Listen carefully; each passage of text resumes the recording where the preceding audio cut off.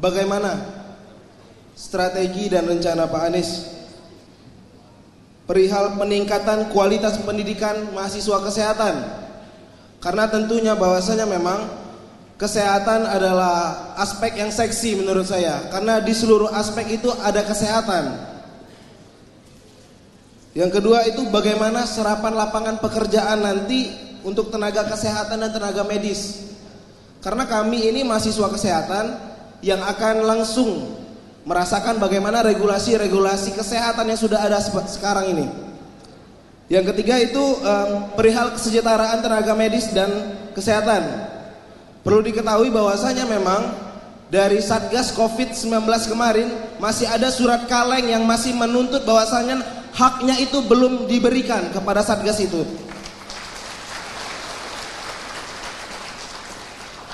Dan yang terakhir yang ingin saya tanyakan, kenapa hanya pendidikan dokter spesialis yang dirubah menjadi tenaga kesehatan? Kami punya tenaga kesehatan itu ada promosi kesehatan, ada kesehatan lingkungan, ada farmasi. Kenapa hanya terkesan bahwasanya hanya dokter yang menjadi tenaga kesehatan? Terima kasih. Oke, ini sepertinya Bang Rizky ini agak borong pertanyaannya ya. Nanti kita batasi satu orang hanya satu pertanyaan ya. Mungkin akan langsung ditanggapi oleh Bang Anies Baswedan. Kami persilahkan. Silakan pertanyaan cukup atau banyak. Kita mau ada 3 pertanyaan. Beberapa sesi. Ya. Oke, baik. Silakan untuk teman-teman rekan-rekan mahasiswa dan juga OKP. Mungkin kita boleh ke belakang terlebih dahulu, yang di sebelah belakang. Kami persilahkan. Langsung boleh. Ke pertanyaannya, untuk pertanyaan silakan. Hanya 1 poin saja. Silakan sampaikan nama dan juga hanya 1 pertanyaan ya. 1 pertanyaan saja. Assalamualaikum, selamat siang Pak Anies. Maksud saya Bang Anies. Perkenalkan, Abang, saya Kurniananda. Ya, Kurniananda, ex-presiden mahasiswa Universitas Jambi serta mahasiswa pasca sarjana teknologi pendidikan. Saya ingin bertanya tentang satu hal yang jarang sekali dibahas dan muncul di setiap capres, yaitu tentang world security. Data-data masyarakat Indonesia ini tiap tahunnya dijual dan itu sangat menyebalkan. Dan membuat kita itu tidak ada lagi harganya di dalam dunia teknologi. Apa yang dapat Bapak lakukan nanti dalam menjaga data-data kita agar tetap aman, dan bagaimana membiasakan, mengenalkan, dan juga menerapkan ke peserta didik tentang pentingnya teknologi dalam pendidikan. Teknologi yang saya sebut di sini bukan seperti kurikulum Merdeka, Bapak, yang hanya memerintahkan guru membuat sebatas PPT, tetapi teknologi yang lebih tinggi seperti AI dan juga world security. Terima kasih. Baik, boleh kita beri tepuk tangan. Terima kasih Kurniananda. Mungkin kita akan buka untuk 1 penanya terakhir. Belakang nggak ya? Belakang deh, Pak. Iya.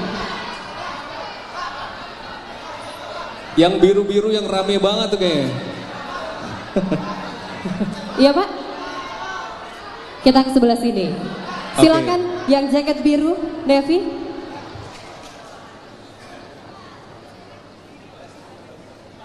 Langsung ke poinnya. Assalamualaikum warahmatullahi wabarakatuh. Baik, sebelumnya perkenalkan, nama saya Sirajuddin YS. Saya ucapkan terima kasih dan selamat datang Bang di Provinsi Jambi. Jadi gini Bang, Provinsi Jambi adalah memiliki salah satu sektor perekonomian yang mana yaitu industri pertambangan Bang. Salah satu industri ini pertambangan batu bara memainkan peran sentral perekonomian regional yang menghasilkan sumber daya energi penting bagi Indonesia. Dari segi ekonomi industri ini memberikan lapangan pekerjaan yang cukup besar untuk warga Provinsi Jambi Bang. Dan sumbangsi yang signifikan pada tingkat pendapatan daerah. Namun di balik kayanya sumber daya Indonesia Jambi,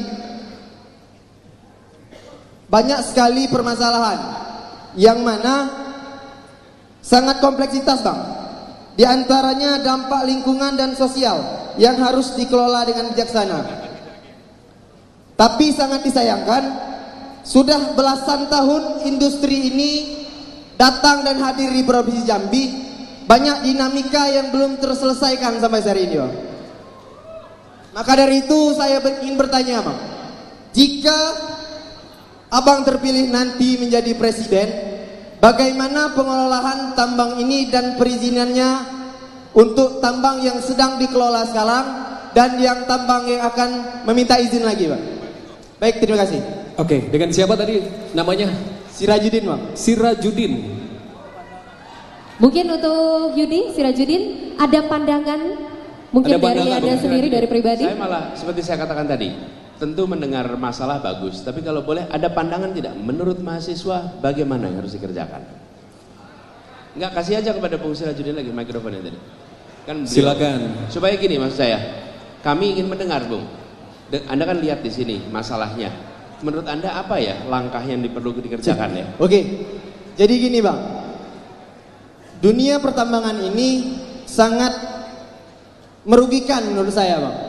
Yang pertama, sudah puluhan nyawa mahasiswa yang hilang akibat tambang batubara ini Bang. Dikarenakan transportasi yang terjadi saat ini di Provinsi Jambi sangat amburadul Bang. Dan yang kedua, tambang yang transportasi. Dan yang kedua Bang, tambang batubara ini ada kemungkinan yang belum mendapatkan izin Bang.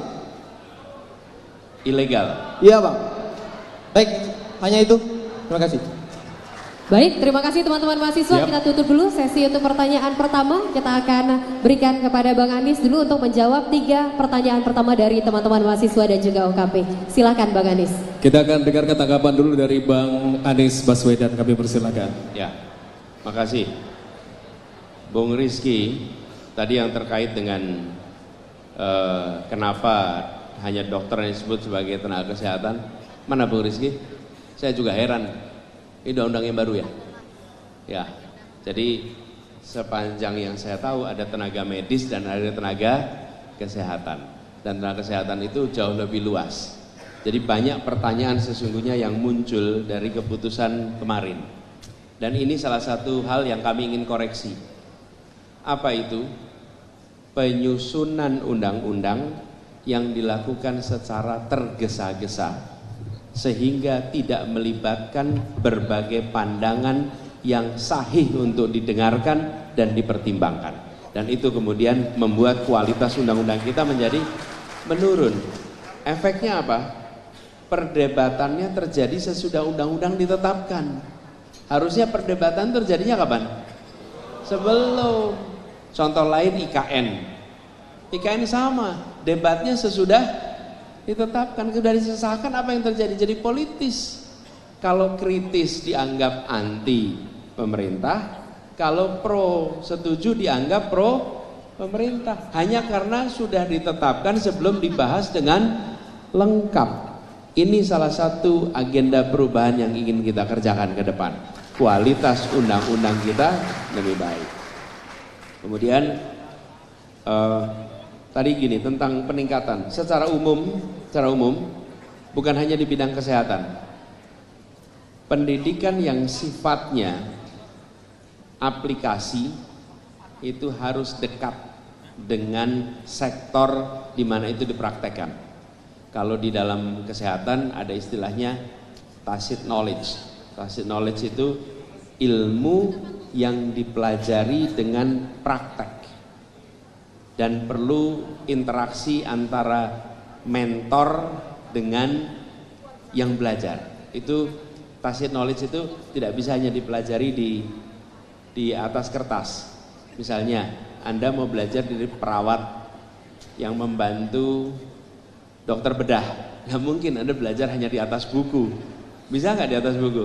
Nggak bisa. Anda harus masuk ke ruang operasi, Anda harus mengikuti prosesnya sehingga Anda punya Nah, yang begini itu harus dikerjakan bersama. Tapi itu bukan hanya di sektor kesehatan, di sektor engineering begitu, di sektor kuliner begitu.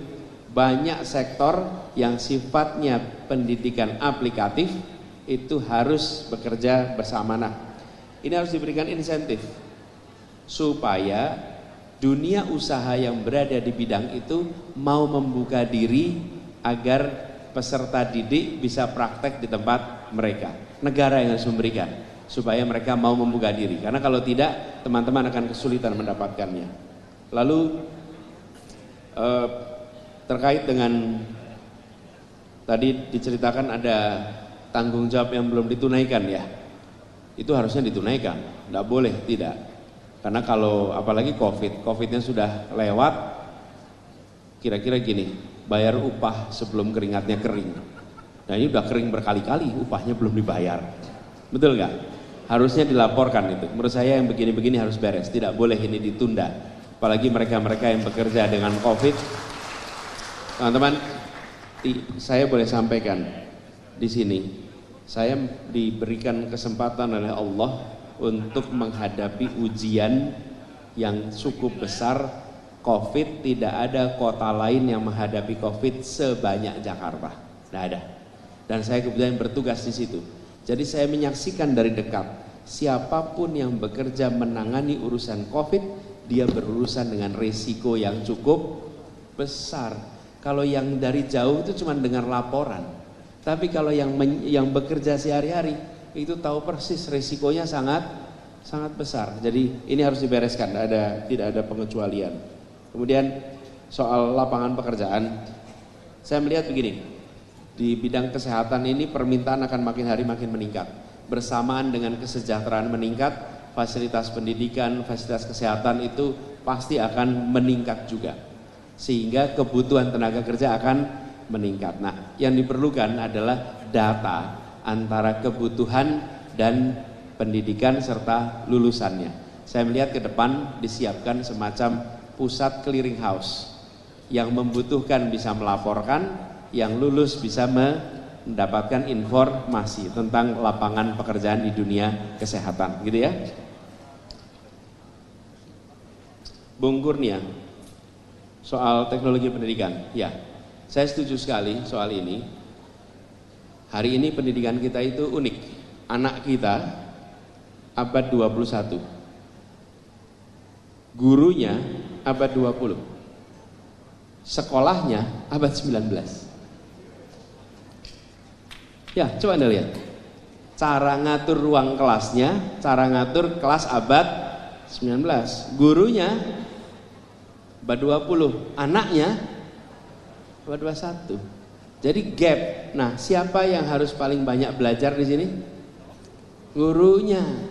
Gurunya yang harus belajar, sehingga walaupun ruangannya settingnya abad 19, tapi dia harus bisa mengajar dengan pendidikan pendekatan abad 21 dan harus pakai teknologi. Jadi apa yang Anda sampaikan itu benar. Nah, yang kedua, jangan kita menerapkan teknologi saja. Saya usul nih.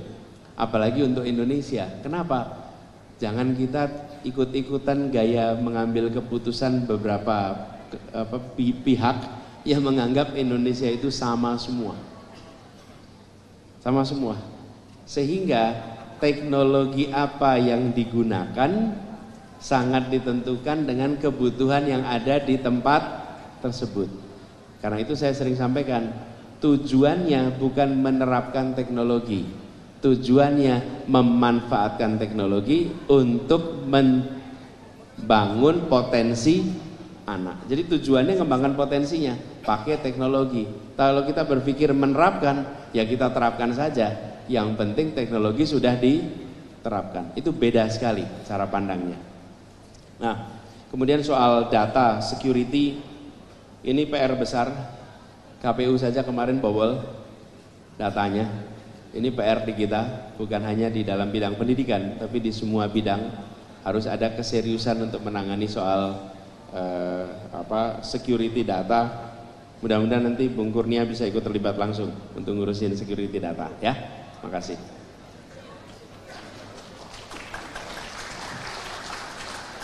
Nah, yang disampaikan tadi namanya bukan Yudi, Anda tadi Sirajudin. Terima kasih Bung Sirajudin. Jadi jalan yang sama dipakai untuk angkutan batu bara dan dipakai untuk kendaraan masyarakat, sehingga jalannya rusak, sehingga sering kecelakaan, sehingga merugikan bagi masyarakat, sementara yang batu bara mendapat keuntungan, gitu ya kira-kira. Betul ya? Kenapa tidak dibuat jalan khusus ya?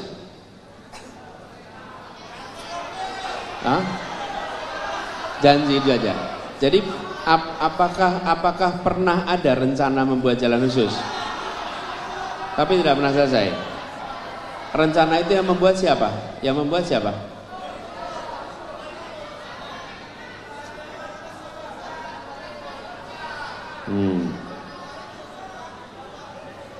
Bentar. Kasih mikrofon coba. Jadi saya pengen dengar. Oke, izin. Assalamualaikum. Assalamualaikum warahmatullahi wabarakatuh. Sebelumnya Mas Anies, ini bukan. Oh, Bang Anies. Sebelumnya Bang Anies, ini bukanlah forum yang panas atau sebagai macamnya, tapi sepertinya izinkan saya sedikit memanasi forum pada siang hari ini. Hidup mahasiswa! Hidup rakyat Indonesia! Hidup rakyat Provinsi Jambi! Baik, sedikit Bang Anies. Jadi sudah disampaikan oleh Saudara Raju tadi terkait problematika batu bara per hari ini. Kami dari BEM-BEM yang ada di Provinsi Jambi, khususnya dari UIN Jambi, sudah beberapa kali melakukan aksi meminta komitmen dari Bapak Gubernur Jambi untuk melakukan yang namanya jalan khusus.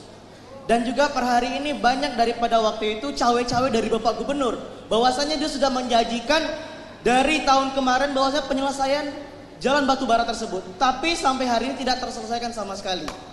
Itulah mangkraknya. Nah mungkin ya sedikitlah. Kalau boleh diberi ilustrasi, berapa panjang jalan yang dibutuhkan untuk itu? Oh itu jalannya kurang ini, tapi yang jelas titiknya itu dari Jalan Kotoboyo sampai ke arah Tempino, 400 km lebih. Jadi ya paling tidak ini kan kita kan sama-sama dari tadi ingin bertanya juga kan Bang Anies. Kami dari BEM Jambi sebenarnya kan ingin mengadu gagasan dan argumen dengan calon presiden. Cuman dari tadi belum ditunjuk oleh kakak-kakak MC. Tapi ya seandainya memang insya Allah Mas Anies terpilih kan, ya sekalian lah saya menambahkan bagaimana sih komitmen penyelesaian sengketa batu bara ini. Terima kasih. Makasih. Begini, sebenarnya kalau kita melihat di berbagai praktek banyak tempat, ketika logistik yang digunakan atau yang diangkut itu end to end. End to end itu artinya berangkat dari satu titik sampai ke titik lain dan tidak perlu berhenti di tengah. Sebenarnya yang paling efisien itu selalu rel kereta. Rel kereta. Kenapa? Karena dia tidak perlu berhenti di mana-mana. Lain kenapa pakai kendaraan mobil? Supaya namanya aja mobil, supaya mobile. Mobile artinya bisa bergerak kanan kiri. Tapi kalau barangnya dari ujung ke ujung selalu menggunakan pendekatan kereta, itu jauh lebih efisien. Investasi di awalnya mungkin mahal, tapi jangka panjangnya menjadi murah. Menurut saya itu salah satu opsi yang harus dieksplorasi ke depan. Ya. Dan sesungguhnya kalau kita lihat sejak era kolonial dulu ketika teman-teman lihat jalur kereta api itu selalu jalur logistik untuk batu bara di Sawah Lunto, untuk di Pelaju, BBM dan lain-lain. Nanti, tapi saya melihat begini, kalau itu pakai jalan, maintenance-nya mahal sekali. Karena truk-truk yang lewat tuh volume bebannya besar sekali.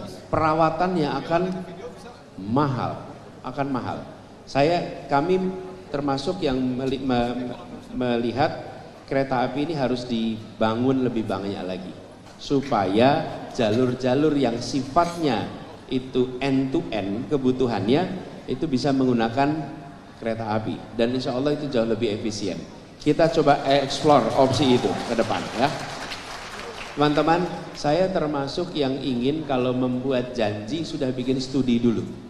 Saya tidak ingin membuat janji untuk tepuk tangan. Saya ingin membuat janji untuk bisa dilaksanakan. Itu berbeda sekali. Supaya bisa terlaksana. Jadi, tapi saya mendengar soal itu. Lalu yang kedua, soal tambang ilegal. Semua yang ilegal harus kena sanksi, harus kena hukuman, dan tidak boleh dibiarkan. Kalau Anda melakukan sesuatu yang ilegal dan dibiarkan, maka itu menular. Dan yang paling rugi siapa kalau ada ilegal itu? Masyarakat dan negara yang paling rugi. Kan pendapatannya tidak masuk juga ke negara, bukan? Karena ilegal. Nah, praktek-praktek seperti ini yang harus dibersihkan. Dan kita hari ini menyaksikan negara kita banyak sekali korupsi di aspek penerimaan. Sementara perhatian di aspek penerimaan itu rendah.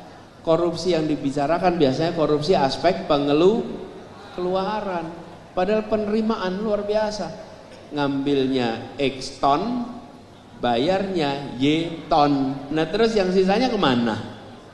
Karena itu kami melihat standarisasi, kemudian monitoring di dalam aspek pendapatan menjadi penting. Itu baru yang legal yang bisa diukur. Yang ilegal diukur pun tidak, uangnya hilang. Jadi kalau yang ini saya mau komit. Saya komit untuk bicara tentang pemberantasan ilegal. Oke? Karena memang itu sudah kita rencanakan dan itu harus kita kerjakan, ya. Oke, 3 ini. Terima kasih. Silakan.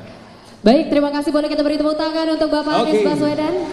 Dan mungkin teman-teman, karena keterbatasan waktu, kita akan langsung saja ke closing statement dari Bapak Anies Baswedan. Kami persilakan Bapak.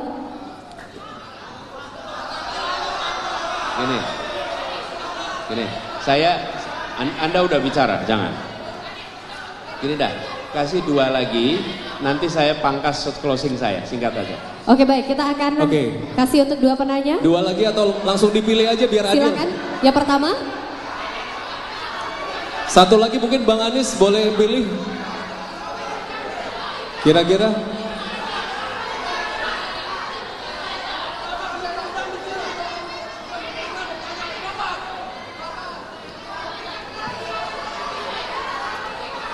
Sebentar.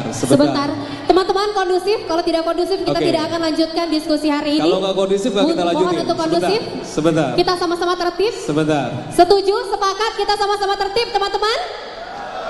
Oke, tadi kan sebelah sini sudah, ya. Sebelah sini sudah. Kita lanjut mungkin yang sebelah sini. Sudah, ya kan? Sini yang belum. Ya, kami persilakan. Yang baju putih boleh. Oke. Silakan ke poin pertanyaannya. Cek. Assalamualaikum warahmatullahi wabarakatuh. Terima kasih atas kesempatannya. Perkenalkan saya Doni Anggara dari Sarulangun, Pak. Doni, Pak. Doni. Dari komunitas remaja peduli sesama, Pak. Jujur, Pak, saya grogi sekali bukan karena ramai, tapi karena aura presiden Bapak itu kuat sekali, Pak. Kemudian saya tidak banyak bertanya, saya mungkin nanti singkat saja, Pak. Ini terkait isu lokal, isu daerah, yang mana ini juga masuk dalam visi misi Bapak terkait pemerataan infrastruktur, Pak, ya, di setiap daerah. Jadi, Pak, sebenarnya Jambi ini tidak kalah dari daerah-daerah lain di Sumatera, Pak, soal pariwisata. Pariwisatanya sudah kelas dunia, Pak. Kita di Jambi punya Candi Moro Jambi, Pak, yang termasuk dalam kawasan percandian terbesar di Asia Tenggara, Pak. Kemudian juga kita punya Gunung Kerinci, salah satu gunung tertinggi. Kemudian juga kita punya Geopark Merangin, Pak. Geopark Merangin yang masuk dalam UNESCO, Pak.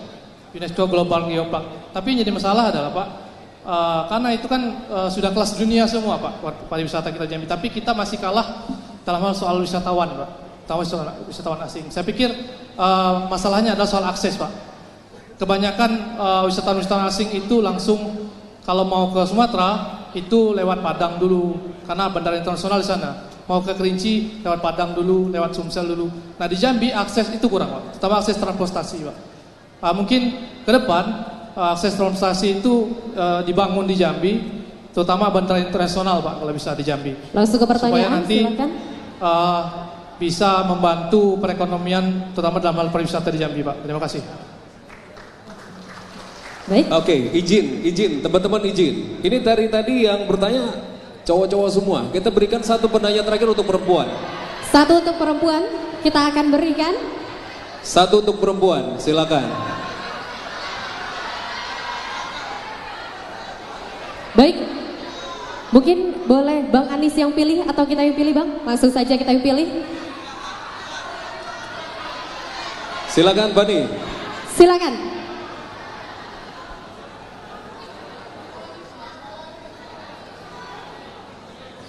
Satu pertanyaan. Satu pertanyaan, satu poin. Langsung. Oke, sebelumnya Assalamualaikum warahmatullahi wabarakatuh.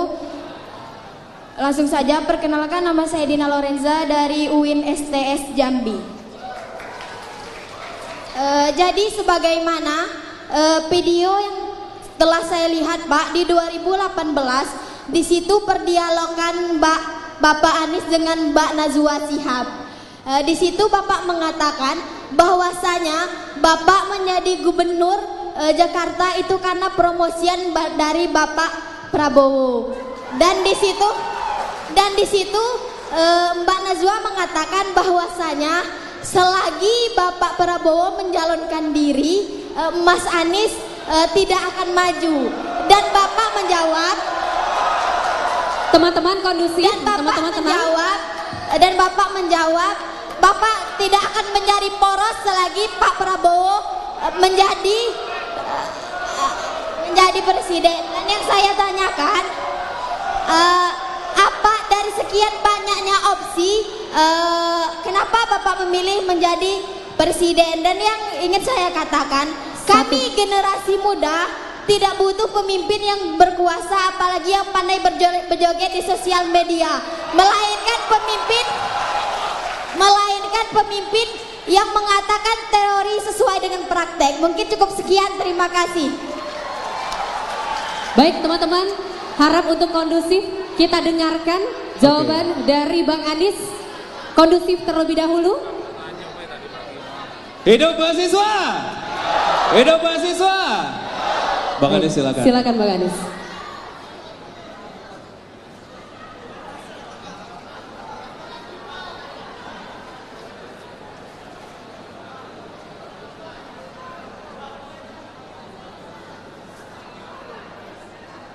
Gini, teman-teman, ini teman-teman sekalian, kita senang sekali bahwa teman-teman punya aspirasi yang banyak, punya pikiran yang banyak. Itu artinya kita tidak diam. Saya mohon kalau teman-teman berkenan, Anda tuliskan, tapi tolong tuliskan nama dan nomor HP juga, sehingga saya bisa komunikasi lebih jauh ya. Kenapa teman-teman? Kalau memungkinkan sih pengen dialognya itu panjang terus. Di sisi lain ada teman-teman yang juga sudah menunggu untuk kegiatan berikutnya dan saya harus meneruskan perjalanan. Jadi inginnya segalanya serba panjang, tapi mudah-mudahan walaupun singkat substansinya sampai ya. Bung Doni, tentang pariwisata yang potensinya besar tetapi belum tumbuh. Nah begini, potensi pariwisata yang besar itu harus ditopang dengan fasilitas pendukung yang utama adalah konektivitas, transportasi pertama. Yang kedua, kenyamanan ketika berada di lokasi. Fasilitas di lokasinya itu harus membuat yang berlibur tidak repot, tapi betul-betul bisa berlibur sesuai dengan keinginan mereka. Dan disitulah kenapa perlu menyiapkan infrastruktur penunjang yang standarnya tinggi. Yang ketiga, perlu ada pekerja pariwisata yang melayani dengan standar pengunjung, bukan standar tuan rumah. Ini beda ya. Pengunjungnya datang dengan standar pelayanan yang mereka pernah alami di tempat-tempat lain, lalu datang ke tempat pariwisata yang baru, ternyata standar pelayanannya tuan rumah beda dengan tamu. Apa yang terjadi? Tamunya kecewa. Karena itu standar pelayanan harus tingkatkan. Dan itu artinya kualitas pelayanan dan orang-orang yang bekerja harus ditingkatkan standarnya. Jadi dalam jangka pendek infrastruktur, dalam jangka menengah vokasi dan pelatihan supaya pelayanan akan bisa setara. Sesudah itu pemerintah harus bekerja bersama swasta, membantu swasta mempromosikan. Karena kalau pemerintah yang mempromosikan biasanya cuma jadi pameran-pameran aja tuh di kanan kiri. Kita perlu justru swasta yang promosikan, tapi pemerintah yang membantu memfasilitasi, gitu ya, ya. Oke. Kemudian yang terakhir dari Dina tadi. Dina ya namanya ya. Ya, jadi Dina, saya pernah sampaikan dan itu sudah dijawab berkali-kali. Sudah jawab berkali-kali. Tapi nggak apa-apa, nggak apa-apa. Enggak, berhak untuk saya jawab. Jadi pada waktu itu selesai pilkada di 2017, kami sampaikan bahwa saya akan fokus di Jakarta 5 tahun. Akan fokus di Jakarta 5 tahun. Kalau ada undangan apapun, saya tidak mau terlibat. Bahkan di tahun 2018, saya diundang oleh beliau untuk menjadi calon wakil presiden. Dan saya sampaikan, saya komit pada warga Jakarta untuk berada di Jakarta 5 tahun. Itu janjinya. Dan pada saat yang bersamaan, saya juga diminta oleh yang lain. Ada 3 partai yang meminta saya menjadi calon presiden. Tahun 2019, saya diminta jadi calon presiden. Didatangi, diminta, saksinya ada di situ. Dan saya katakan tidak. Tidak, kenapa? Saya sudah komit pada Pak Prabowo bahwa di 2019 ini saya akan konsentrasi Jakarta dan saya tidak akan memotong pencalonannya Pak Prabowo di 2019. Nggak mau. Karena komitmen saya di Jakarta, saya jawab. Jadi diminta jadi wakil, saya tidak bersedia. Jadi calon wakil, diminta jadi capres juga tidak bersedia. Sampai saya tuntas di Jakarta. Ketika sesudah tuntas Jakarta, saya orang merdeka yang boleh mengambil keputusan apapun juga. Betul kan? Betul. Lalu, ya, kenapa? Siap. Udah ngerasain bener ya?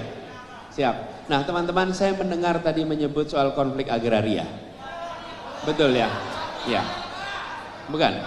Ini adalah, bukan, saya nggak mau mendengar pertanyaannya lagi karena waktunya terbatas. Tapi saya ingin sampaikan, ini adalah salah satu masalah yang banyak dirasakan oleh masyarakat, apalagi di daerah yang ada perkebunan. Betul kan? Nah, jadi di sini ada, di Sumatera Selatan ada, di banyak tempat itu banyak kejadian. Di Jakarta pun ada. Jadi konflik soal agraria ini bukan hanya di pedesaan, tapi juga di perkotaan. Kami menangani khusus yang perkotaan. Dan kita akan membuat tim untuk penanganan ini, prinsipnya satu. Kita harus menegakkan keadilan dalam soal ini. Keadilan. Saya pernah ditanya, saya lupa di Lampung atau di mana. Ditanya, Pak Anies apa berani melawan oligarki? Terus saya jawab, saya tidak pernah berencana melawan siapapun. Saya berencana melawan apa? Melawan ketidakadilan. Itu yang akan saya hadapi. Jadi bukan siapanya, tapi apanya. Karena kalau siapanya, repot kita. Nanti jadinya benci kita pada siapa. Betul tidak? Yang kita tidak sukai adalah ketidakadilan. Yang dilawan adalah ketidakadilan. Itu yang harus kita hadapi dan kita berantas. Betul ya? Nah, jadi siapapun yang mempraktekkan ketidakadilan, kita hadapi sama-sama. Oke? Gitu kira-kira teman-teman. Jadi saya nanti akan mencatat. Tadi beberapa yang itu tolong dituliskan aja dulu. Ya, ya, termasuk tadi orang dalam itu. Ya, karena itu merusak tatanan Republik ini. Bukan hanya dalam urusan swasta, teman-teman. Promosi pegawai negeri. Siapa menjadi kepala, siapa menjadi, betul tidak? Itu banyak sekali yang tidak pakai meritokrasi. Nanti lama-lama kuliah nilai juga pakai orang dalam, repot kita. Ya. Weh, PR kita banyak. Teman-teman sekalian, izinkan saya mengakhiri dengan menyampaikan pada semuanya teman-teman. Teman-teman, masalah di Republik ini banyak. Masalah di Republik ini banyak. Mungkin saya tidak bisa menyelesaikan semua masalah itu. Mungkin saya dan Gus Imin tidak bisa menyelesaikan semua masalah itu. Tapi yang pasti kami akan memulai dengan mengubah semua masalah menjadi jalan keluar. Kita ubah. Tidak akan didiamkan. Mungkin sebagian perlu waktu, tapi kami tidak akan diam dan tidak akan melanjutkan. Yang pasti kita akan lakukan itu. Lalu teman-teman sekalian, saya tidak minta Anda untuk mendukung saya. Saya tidak minta Anda untuk menyukai saya, tidak minta. Terserah, teman-teman silahkan pilih. Saya tidak minta, tapi yang saya akan minta cuma satu. Dua sebetulnya. Satu, saya minta Anda jangan menyia-nyiakan hak pilih Anda. Itu nomor satu. Jangan disia-siakan. Karena Anda tidak memilih, kalaupun 60% di ruangan ini tidak memilih, yang memilih hanya 40%, tetap diambil keputusan berdasarkan yang 40%. Yang 60% itu hanya mubadir begitu saja. Jadi jangan sia-siakan. Yang satu. Yang kedua, saya meminta Anda menjadi orang yang rasional. Rasional. Rasional itu artinya apa? Menggunakan rasio. Rasio itu artinya perbandingan. Perbandingan. Bandingkan. Kalau memang menurut Anda mata itu penting, ya bandingkan aja matanya satu sama lain. Kalau menurut Anda soal fisik itu penting, bandingkan aja fisiknya. Kalau menurut Anda yang penting itu latar belakangnya, bandingkan latar belakangnya.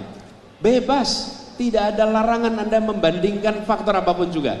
Kalau menurut Anda faktor apalagi ya, bentuk rambutnya boleh. Tidak ada larangan. Yang penting dibandingkan. Betul tidak? Boleh. Boleh. Boleh aja. Tidak ada larangan dan tidak ada keharusan membandingkan apanya. Tapi bandingkan. Okay? Bandingkan. Nah, kalau saya usul, bandingkan rekam jejaknya, bandingkan rekam karyanya, bandingkan rekam prestasinya, karena Anda sedang memilih orang untuk memegang kewenangan. Apa tugas terpenting dari pemegang kewenangan? Mengambil keputusan. Dia akan mengambil keputusan. Dan ketika mengambil keputusan, Anda harus yakin bahwa keputusan yang dia ambil adalah keputusan yang untuk kepentingan semua, bukan kepentingan kelompok, bukan untuk kepentingan yang kecil. Bismillah, insya Allah Jambi mahasiswanya pemilih rasional semua. Terima kasih semuanya. Terima kasih kesempatan ngobrolnya, dialognya. Salam hangat buat semua dan terima kasih sudah memilih hadir. Anda bisa menceritakan pada diri sendiri bahwa